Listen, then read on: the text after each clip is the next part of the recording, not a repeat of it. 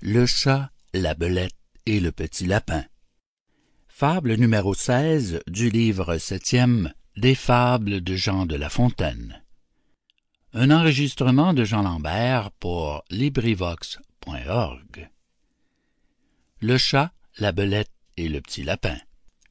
Du palais d'un jeune lapin, dame Belette un beau matin s'empara.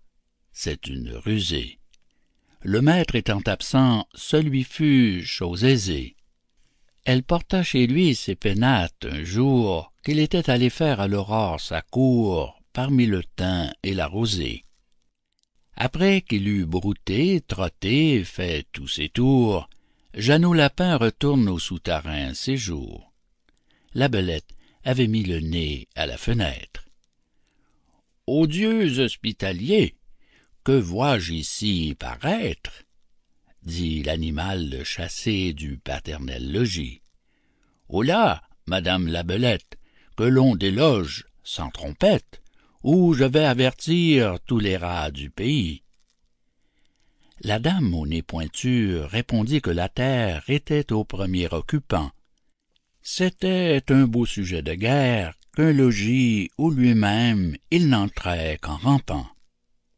Et quand ce serait un royaume, je voudrais bien savoir, dit-elle, quelle loi en a pour toujours fait l'octroi à Jean, fils ou neveu de Pierre ou de Guillaume, plutôt qu'à Paul, plutôt qu'à moi. Jean Lapin allégua la coutume et l'usage.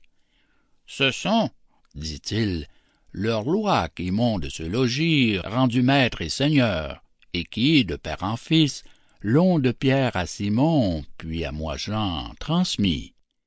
Le premier occupant, est-ce une loi plus sage?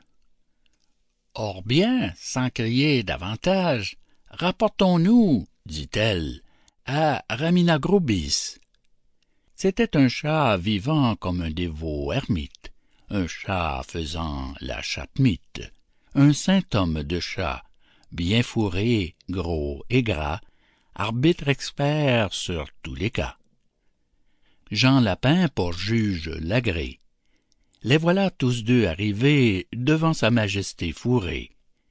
Grippeminaud leur dit « Mes enfants, approchez, approchez, je suis sourd, les ans en sont la cause. » L'un et l'autre approcha, ne craignant nulle chose. Aussitôt qu'à portée il vit les contestants, Grippeminaud, le bon apôtre, jeta des deux côtés la griffe en même temps, mit les plaideurs d'accord en croquant l'un et l'autre. Ceci ressemble fort au débat qu'ont parfois les petits souverains se rapportant au roi. Fin de Le chat, la belette et le petit lapin, fable numéro 16 du livre 7e des Fables de Jean de La Fontaine. Cet enregistrement fait partie du domaine public.